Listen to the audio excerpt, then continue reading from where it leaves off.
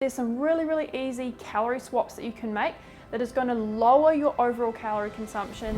This one is 190 calories. This is 265 calories. That's more to this entire head of broccoli. Look how good that looks. Really understanding calorie density is the key to being able to eat more. The calories from peanut butter are something that can add up really quickly. I don't know if I fully agree with you there. Hey, welcome to the channel. My name is Charles, and if you are struggling to lose weight on a plant-based diet, then one of the things that's really important to understand is how calories influence your weight loss. And there's some really easy calorie swaps that you can make that is going to lower your overall calorie consumption. You're not going to sacrifice on feeling any less full. You don't have to cut portion sizes, but you're going to much more likely get into a calorie deficit and lose weight. And one of the things that people are shocked about, myself included, when I first started losing weight in a sustainable way, was how many calories were in some of the most common foods that I was eating. So here are 5 really easy, simple swaps that you can make that are going to lower your overall calories, and the benefit of these is they're also more whole foods, they've got more fiber, they've got more nutrients, and they're going to leave you more satiated and more full as well. So one of the things that is really common for people to have is bread and toast. But bread is actually a super calorie dense food. It comes out at about 1,300 to 1,500 calories per pound. So what I like to do instead is make sweet potato toast. Sweet potato is only about 400 calories per pound. It's a lot more filling for a lot less calories. Bread is mostly air. So one sweet potato is about 316 calories, but it's about 360 grams. There's a lot of food there for 300 calories. Whereas 300 calories of bread is only 3 slices. That's not a lot of food, and it's only about 120 grams. So for the same amount of calories, you can eat 3 times the food when you're eating sweet potato. Realistically, I'd be eating way more bread than this. I'd be packing on the bread because it is so not filling to me, not satisfying at all. Plus, you're going to be putting other high calorie dense foods in there like avocado, jam, whatever else. So really, you're not getting a lot of food for a ton of calories. And if you think about how bread really squashes up in your stomach, there's really not much to it. That's not going to fill you up, but it's 100 calories. So I like to make sweet potato toast by cooking up sweet potato in the oven, and first of all you need to do is cut it and then cook it with the cut side upwards. This is going to give it a crispy, kind of hard texture on the top. Then cook it in the oven for about an hour or until it passes what I like to call a squish test. At about 180 degrees Celsius. Once I've cooked up a whole batch, I can store them in a container and pull them out anytime I want to make avocado kumara toast. Sweet potato toast, we call it kumara here. So all I do is squash down a couple of kumara, and remember those are cut in half, so they're the same equivalent as one whole kumara, which, like we said, is only about 315 calories. I'll put it in the air fryer for a couple of minutes or until it gets a bit crispy, and then put some avocado, maybe a little bit of salt and pepper, some lemon juice or lime, some tomatoes, and a few toasted sesame seeds. That's my favorite way to eat it, and of course chili flakes as well. And then you've got an amazing, easy to make bread substitute, which is lowering calorie density and much more filling. This is actually going to be a filling breakfast rather than a couple of pieces of toast. So let's give it a bit of a taste test. Look how good that looks.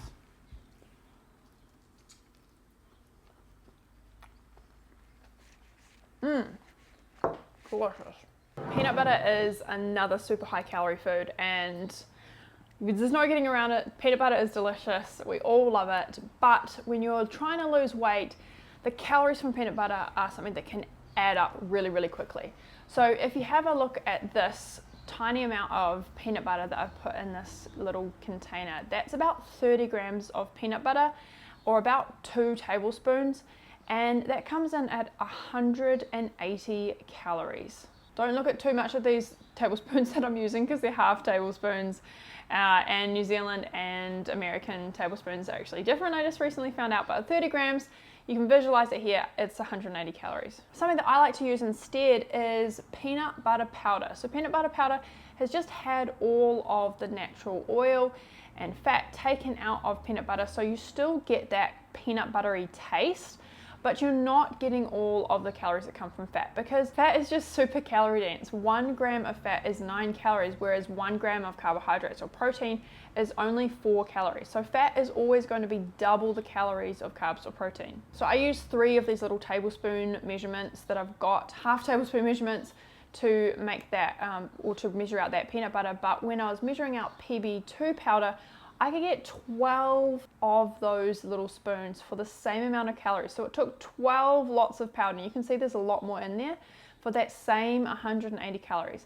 Now, I'm not going to use all that powder because I do not need to make 180 calories worth of PB powder. Trust me, it does not taste as amazing as peanut butter. You will not need to eat that much. But when I mix it with a tiny little bit of peanut butter and some water with about 2 tablespoons of PB powder, that comes out at about 60 to 80 calories. It's about 60 calories for 2 tablespoons of PB2 powder. And as a peanut butter substitute, if you are trying to lose weight, it is a great alternative. I love mixing it into smoothies. I love putting it on my oats in the morning. I love sprinkling it on apple and just devouring it like that. I know a lot of people will say, well, peanut butter is really healthy, and I don't know if I fully agree with you there. It's an okay source of protein and fat. There are a lot better ones, but definitely high a calorie. And if you are going to eat nuts, which is very recommended, then have them as a whole nut. Have them as a raw, unroasted nut rather than eating the processed version. Another thing you can swap is soda. Soda is super high in calories. It's basically sugar water. I think we all know this,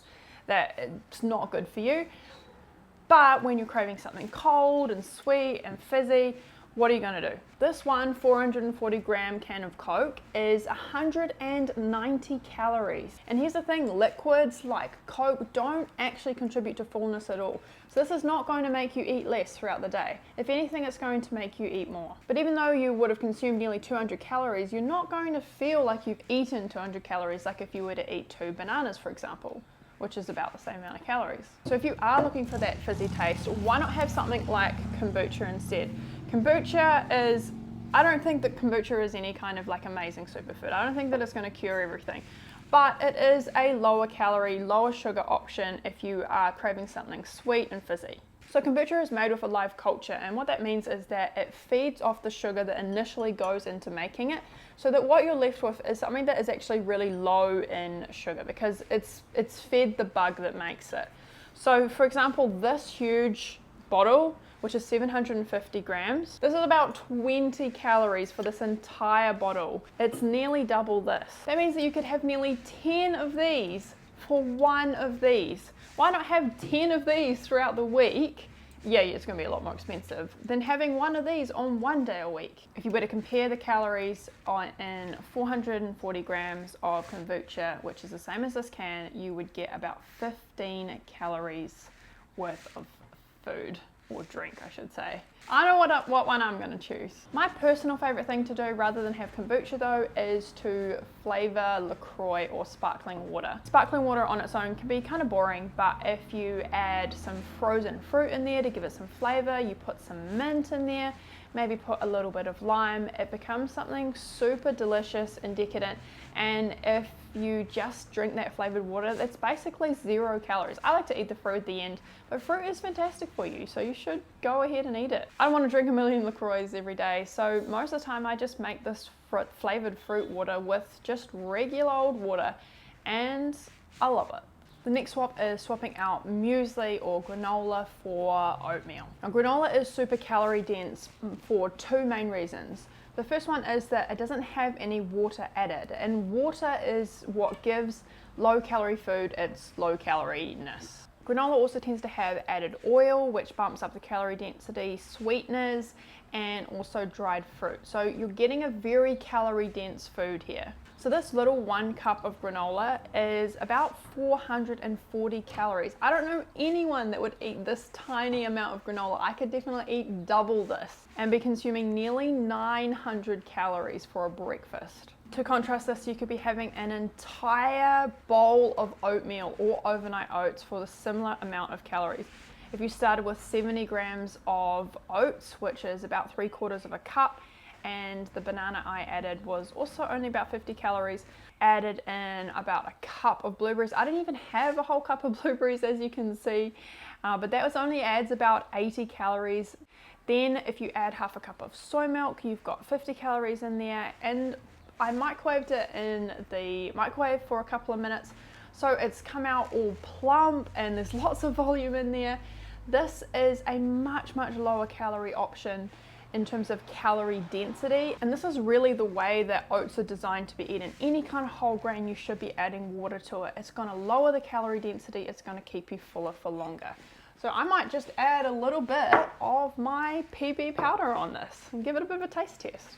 PB powder, let's give it a go. Look at that goodness. This is a lot of food for 400 calories.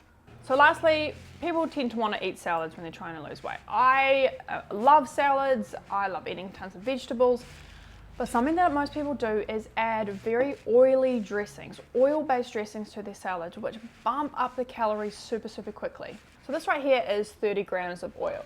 You can see that there's hardly anything in that jar. It's about 2 tablespoons or maybe 1.5 depending on what country you are, because the tablespoons, like I said, are different. This is 265 calories.